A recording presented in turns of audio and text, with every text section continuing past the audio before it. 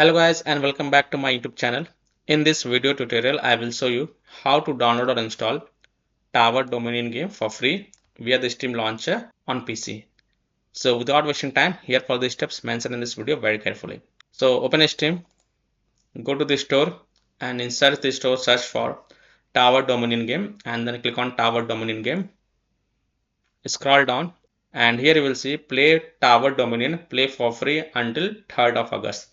And here you will see play game button. So click on play game button. And here you can see Tower Dominion file size is 2.23 GB. So click on install. Go to library. And here you can see that Tower Dominion game is getting downloaded on my PC. So I hope by following these steps, you can also download and install Tower Dominion game for free until 3rd of August. And you can play this game for free until 3rd of August. So that's all for this video. If this video helped you, then please like and share this video and also subscribe to my YouTube channel to get the latest updates. Thank you.